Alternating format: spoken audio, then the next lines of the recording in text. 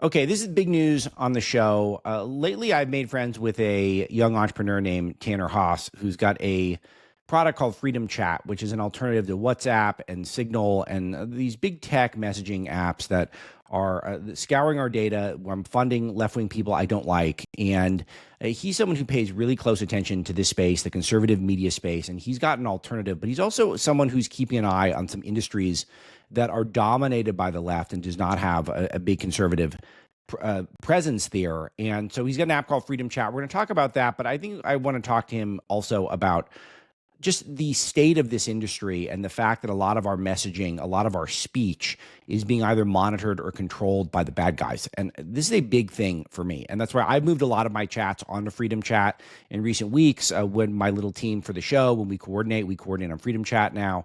And I really do think this is the future, and I'm happy to have Tanner on, not just on the program today, but he's also coming on as a sponsor for the show. So, Tanner, it's great to introduce you to the audience and talk about Freedom Chat. But I do want to start with some of the newsier things here, the big picture, before we talk about the app and what it does.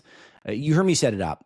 Every major app that we're using to communicate is controlled by people who do not share our values, and a lot of them are using that information, that data, either to sell us to people or maybe worse, to monitor us in ways that are just not.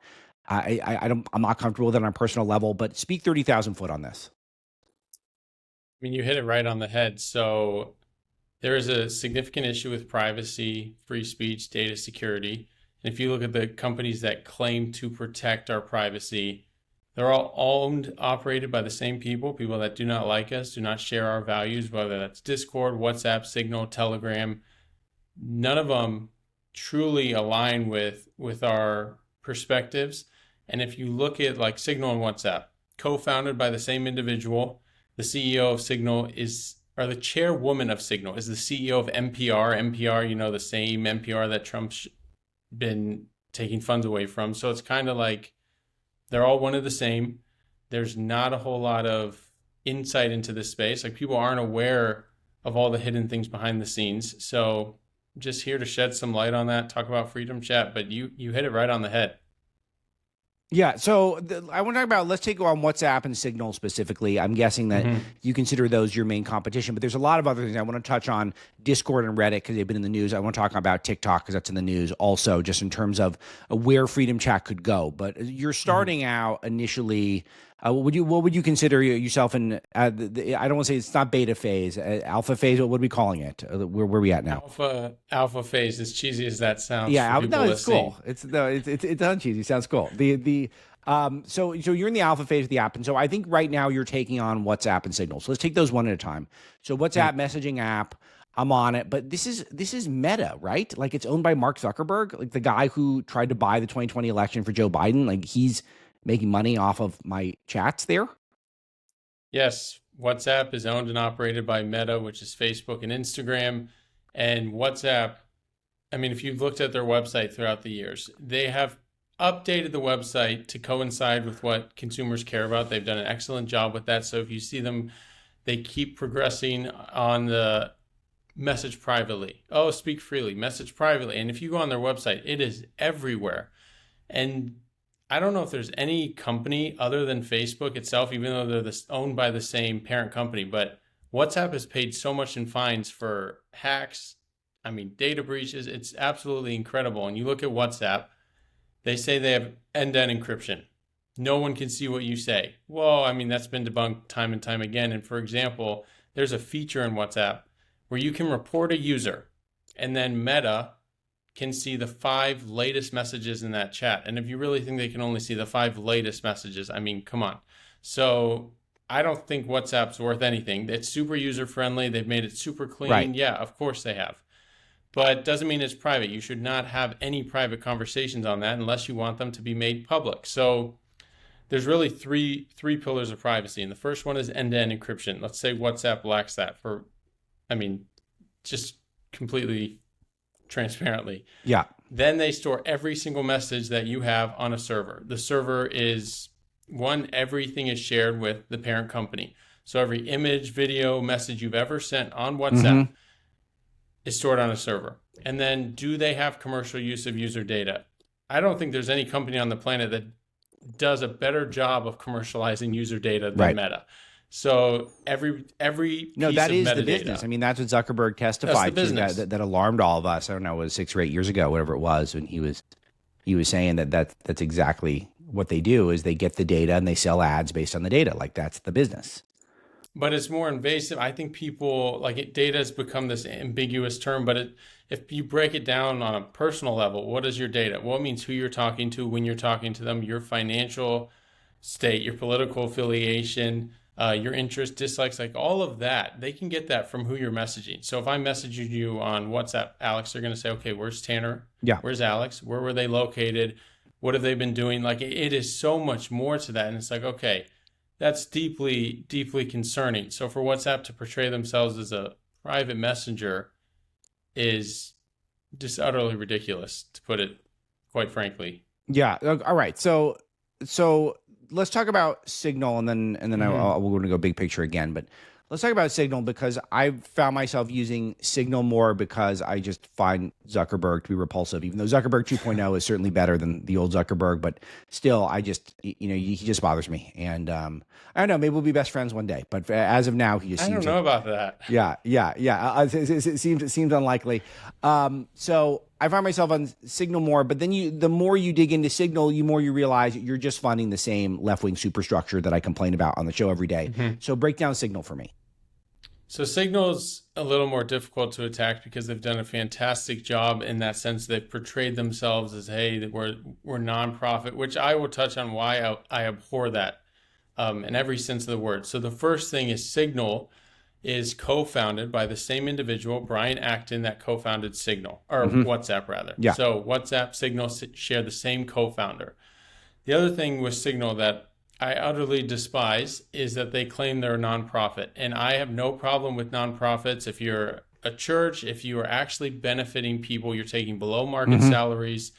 But if you look at Signal, they say they're a nonprofit, but they received $100 million interest-free loan from Brian Acton. They pay above market rates for their salary. They just recruited somebody from Google that gets paid over $800,000 a year in cash-based compensation. So I don't say you're a nonprofit. I hate that because that's what the healthcare system does, and they bankrupt the majority of Americans. It's like, just be honest. Say you sell user data, you pay for privacy, whatever. But do not say we're a nonprofit. We do this out of the goodness of our heart. Like, come on, that's nonsense. So that's my first big issue with them. The other is their co-founder.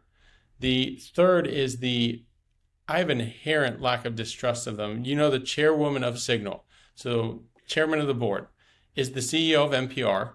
There is a significant conflict of interest there. She has literally said, her words, not mine, she views the First Amendment as a challenge. She wanted to shut down Donald Trump on all social media platforms. She called conservatives something to be dealt with. So I'm like, okay, you can't be that partisan. You can't have those outrageous views and run a so-called private messaging app. And I just find it so coincidental, so interesting that every time a big name conservative uses Signal, something happens. And from a privacy perspective, they should be private. I mean, you look at their docs, they should be private, but it's also like, who do you trust? I do not trust them. To me, they're worth nothing. I do not trust them. I don't trust WhatsApp. And the other thing with Signal, which the Washington Examiner, the New York Post has hit this right on the head, is they support linked devices. Linked devices means that you can log in with your phone number, Alex, on 5 different devices. Doesn't matter where you are. And that has happened to users on Signals. They'll log in and they'll try to log in Russia, in China, and these have been successful Chinese and Russian phishing attempts. So that is an issue. And the only reason they jumped on that boat is because they want to portray themselves, this is what Telegram, this is what WhatsApp does. It's user-friendly. Let's link devices. Let's store everything in the cloud so you can log in on an unlimited number of devices. Sounds great in theory, but in practice, it's not. And Freedom Chat, we do not support linked devices. So if you go log in on your phone number on another device, you will either A, have to enter your PIN, B, if you're able to get in, none of your messages will transfer over. It will alert all your other contacts that this user has they changed their encryption ID. So it really is like we've addressed where these other messaging apps have failed, and we built Freedom Chat up specifically to address those shortcomings. Okay, so this is important here. So first of all, just by nature of the fact that you're a conservative person and you're sponsoring a show like mine and you're partners with Salem, you're supportive of my work at Breitbart, that's already good enough for me to give it a shot over a Signal or a WhatsApp. But you're also trying to solve problems that they have. You're putting out what you believe is a superior product, and so explain what problems that they pose that you've solved with Freedom Chat. So the first thing that I hit on is the encryption. Do you have true end-to-end encryption, which means no one under any circumstances can decrypt a message if it's not intended for them? So I message you on Freedom Chat, Alex.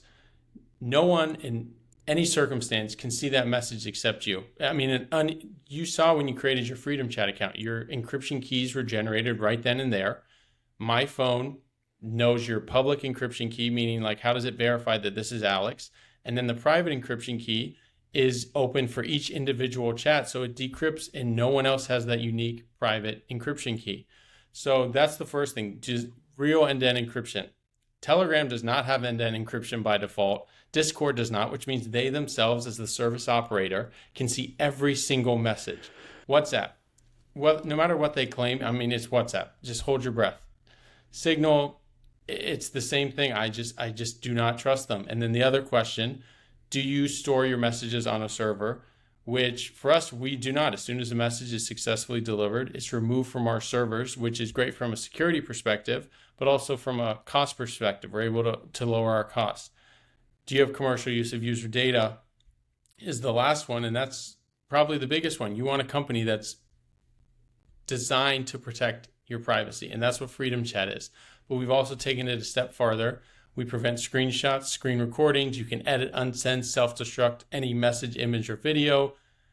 We do not support linked devices, like I said.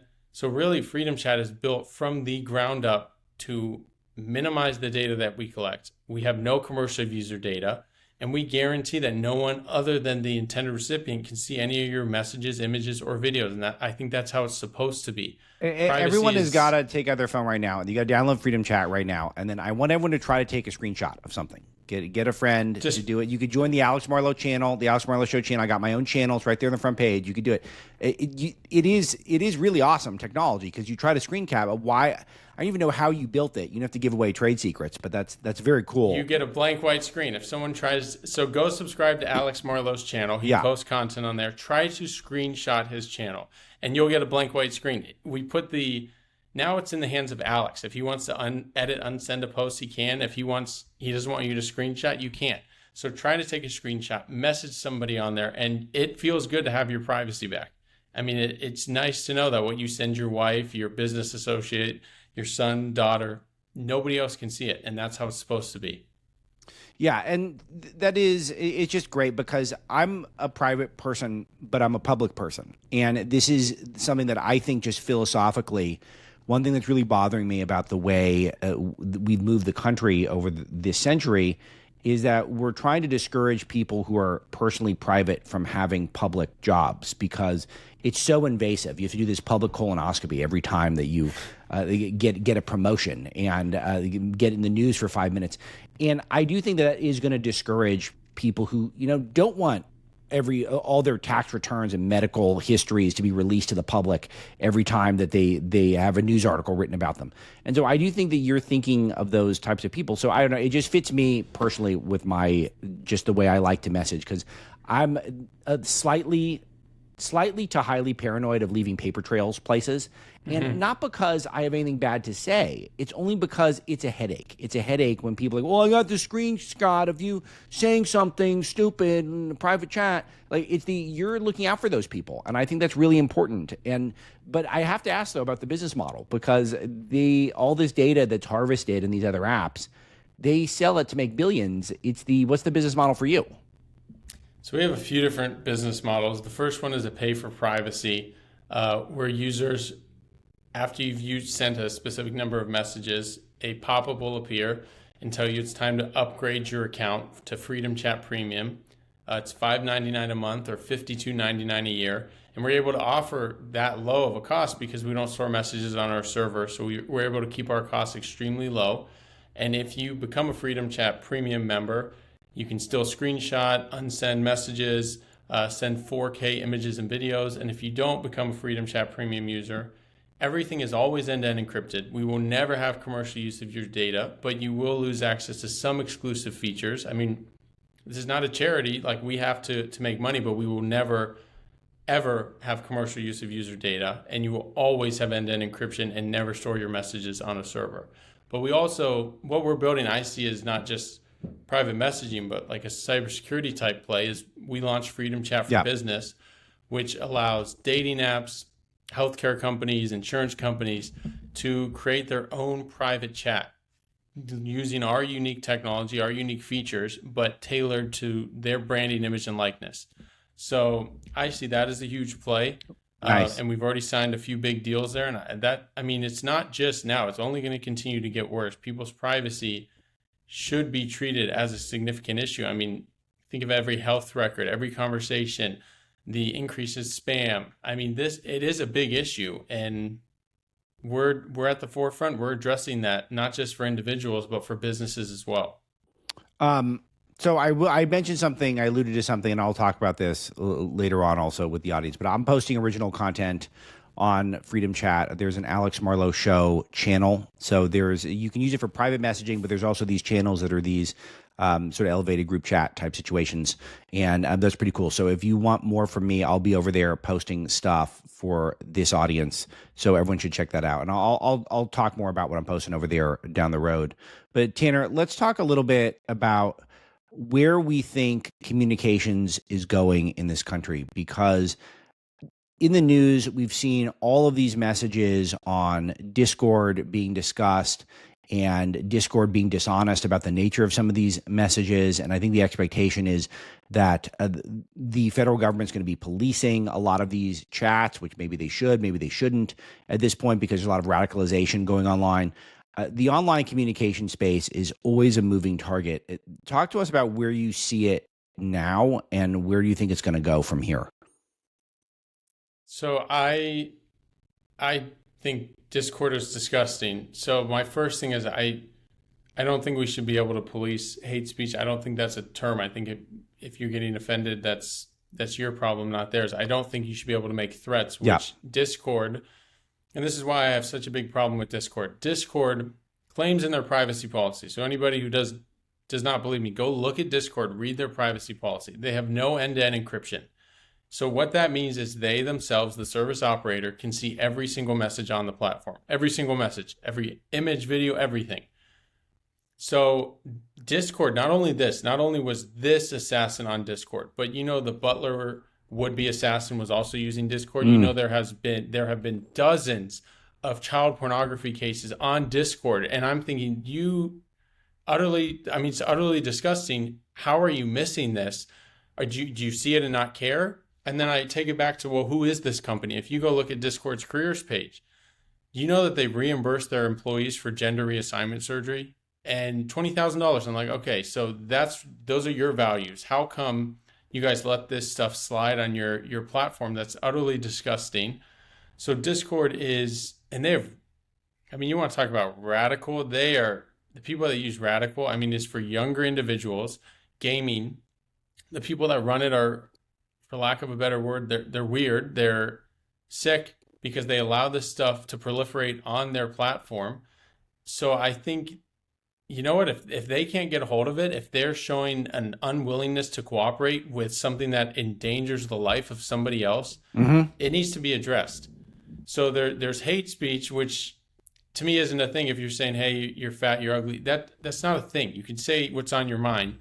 But if you are directly threatening, you're planning something and it has resulted like what transpired, that needs to be addressed. Someone needs to be held accountable. Put your big boy pants on, Discord. Why are you missing this? How has all this egregious behavior, how has this been able to continue on your platform? And this same company says it's their moral obligation to spot violence and illicit activity. Well, if it's your moral obligation, you're doing a really bad job at it. So I'm disgusted with what I see from them.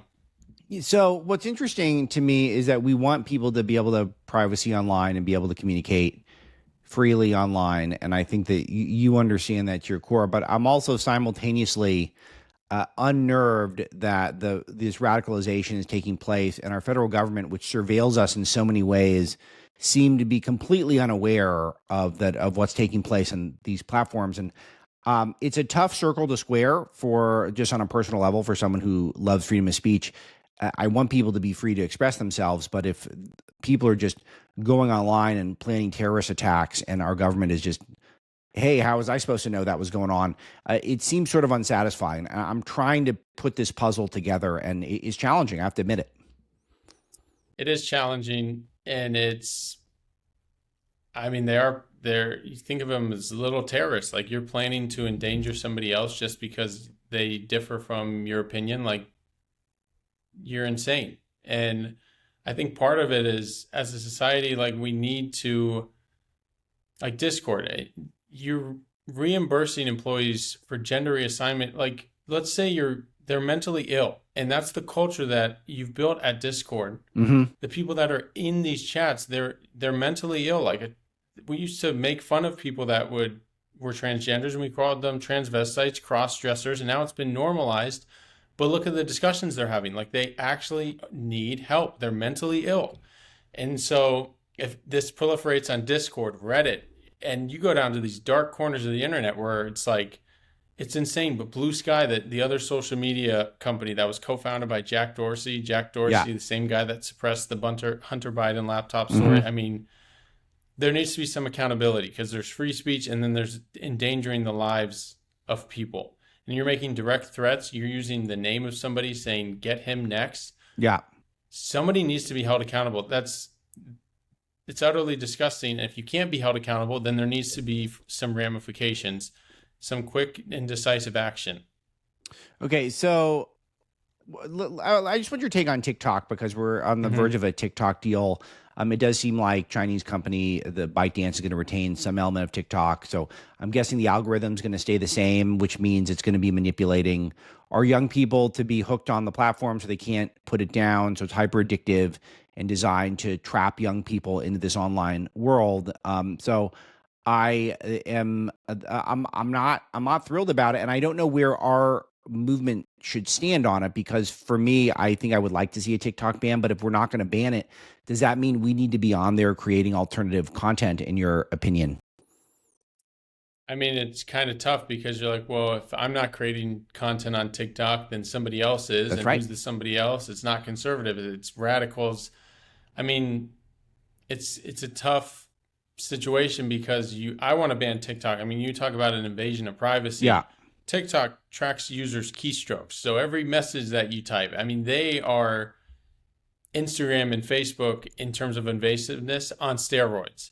So I absolutely agree. We should not have a large Chinese company operating in the U.S. I mean, China makes it hell for U.S. companies over there. We should reciprocate. That's a good point. And all the data that they retain, I mean, you really trust it to the CCP? Or when ByteDance says, no, we don't talk to Xi Jinping, it's like, oh, that's just not true. So I would love to see it banned, but then it's like, well, you put more power in the hands of Mark Zuckerberg, which is one of the same. It's kind of, That's right. I think it's a great day for Instagram, right? If we do that. it is. So this is why I think we need to build alternatives. So like Freedom Chat, we have no algorithms. I quite honestly, message your friends and family, subscribe to Alex, subscribe to the other channels you want, then get off your phone, interact with your family. I mean, there was a study I just saw that said the silent generation, right, 1929 to 1945, where there was a World War, Great Depression, they are happier than Gen Z.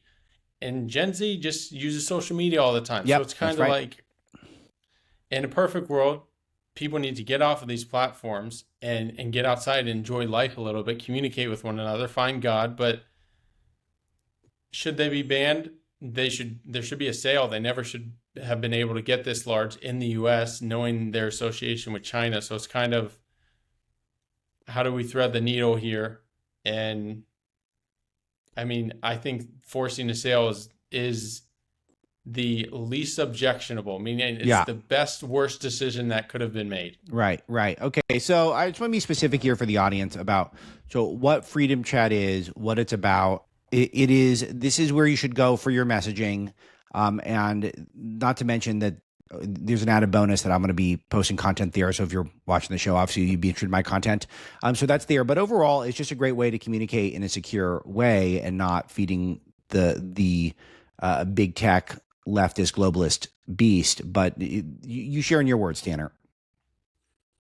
I mean, you said it there. If you want your conversations to remain completely private, use Freedom Chat. If you want to align yourself with a business that supports your values, use Freedom Chat. If you're tired of funneling the big tech, liberal apparatus monster that it is, use Freedom Chat.